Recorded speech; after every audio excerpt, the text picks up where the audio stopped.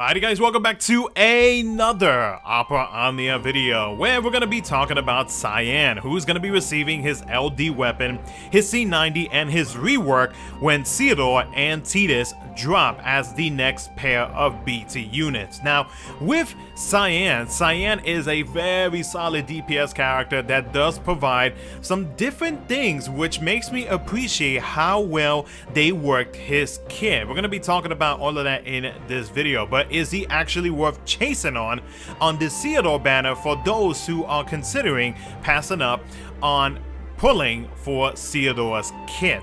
We're going to be talking about all of that in this video and let you guys know whether or not it is actually worth the chase or to wait for his LD weapon to drop in a future banner. So, as always, if you guys do enjoy the video, consider liking the video and subscribing for future Opera Omnia content. Let me know what your plans are for Cyan, if you're going to be pulling or not, down in the comment section below.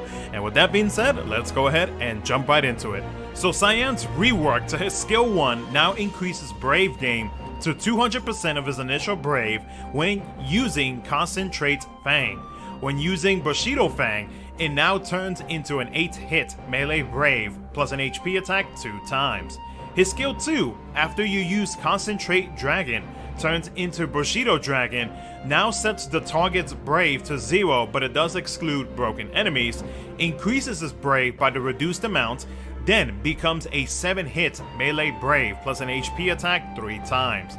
With his C90, his EX ability now turns into a 4-hit melee Brave plus an HP attack 5 times that ignores defense and enemy buff effects and deals 50% splash HP damage and extends the Samurai Dignity buff to 8 turns. The Plus version, which can be accessed as long as his HP is greater than 80% of his max HP, does the following. It cleanses all debuffs from the party. It dispels 5 buffs from all enemies. It becomes a 4-hit melee Brave plus an HP attack 5 times. It ignores defense and enemy buff effects and 50% splash HP damage and extends his EX buff to 8 turns. His C65 extension got extended to 4 turns. It becomes a 4-hit melee Brave plus an HP attack that ignores defense. It also adds a 10% Brave damage up and a 30% Brave damage cap up. His LD ability, Bushido Tempest, while having his overhead Bushido at 7 stacks, increases his Brave by 200% of his attack. Then it deals a 1-hit melee Brave plus an HP attack 8 times that ignores defense and buff effects, that is a guaranteed hit and doesn't consume Brave until his last HP attack. It deals 20% splash HP damage after each HP attack, and it then consumes 6 stacks of Bushido.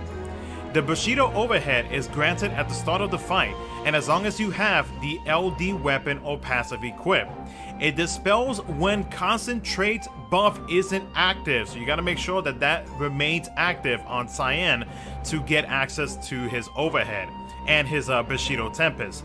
Now, it does grant access to the Bushido Tempest at 7 stacks, meaning that you can't just jump into the fight and use his LD ability. You have to build up those stacks on his overhead to get access to the Bushido Tempest attack. Now, if the target has no buffs, it ignores enemy Brave damage resist.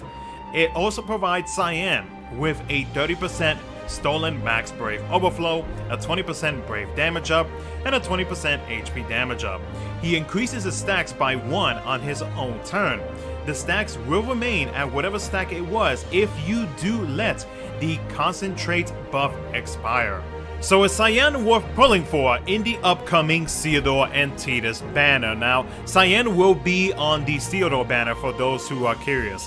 Now, with Cyan, the biggest thing that I love about him is the fact that he has different utilities with his kit. And what I mean by that is that his skill 2 basically has gravity. And when I say that, I mean that he is able to basically set the enemy's Brave down to 0. And whatever Brave it is that he sets down to 0, like let's say if they had like 50k Brave, guess what? Cyan actually keeps that for himself before he dishes out his skill 2 attack. So I really like that. When it comes to his EX ability though, what I love about his EX ability, specifically the plus version of it, is the fact that he cleanses all debuffs from the party. Very nice to have, and especially for a DPS character like that, being able to, you know, give some type of utility support to the team is actually really good. Also, he's able to dispel 5 buffs to be exact from the enemies. He has the defense ignoring, which is you know, a thing that I really favor with characters, and he also ignores buffs. So you already know that regardless of what the enemy has, unless they have some type of mechanic where they just straight up reduce your HP damage to 0, he will be dishing out that strong Brave damage against the enemies. Now, before we continue on with the EX, I do want to jump into the LD because with his overhead, you basically, all his LD ability, you don't have access to use his LD ability until you get his overhead stacks up to 7. Once you get it up to 7, then you have access to his LD ability. The thing about his LD ability though, and his overhead specifically, is that you cannot let the concentrate buff go away. Now, if by chance you do let it go away, it's fine, because whatever stacks that it was before it went away stays on there, and by the time you use either skill 1 or skill 2, you'll be able to get those same number of stacks back once that concentrate buff is active. But with his EX ability though, after you use his EX ability, whether it be the regular version or the plus version, it actually reverts back your skill 1 and skill 2 back to the concentrate Fang or the concentrate Dragon, so that way you can kind of try to balance out and basically refresh his concentrate buff, and then the cycle goes over and over and over, where, you know, you're building up his EX by using his skills. You know, you'll be able to have access to his overhead here and there once you get it to 7 stacks, and then, you know, even if you let it go off, or if you manage to not let the concentrate buff go off, like, you have 2 ways to basically just bring it back, by either using concentrate Fang or Dragon, or before it goes away, using one of those 2 skills. So I mean, you know, it's kind of like a big cycle in a way. It's a small cycle, but like, it's an easy cycle to follow, so that way, you know, you won't lose access to that overhead, you won't lose access to the Brave damage up, the HP damage up, and that powerful LD attack that he has within his kit. So if you are needing a solid DPS character, Cyan is honestly not a bad option to pick up.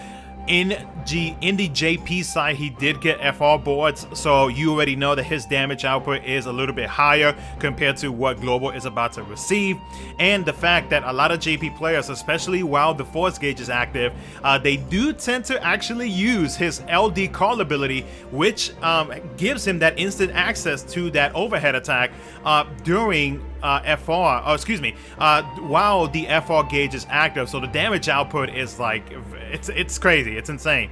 So again, if you're needing a DPS character that does have some utility within his kit that benefits himself, regardless of what the enemy has, then he is not a bad choice at all to pick up. So let me know down in the comment section below what you guys think about Cyan, whether he is worth picking up, or are you going to be pulling for his LD weapon on the sealed door banner.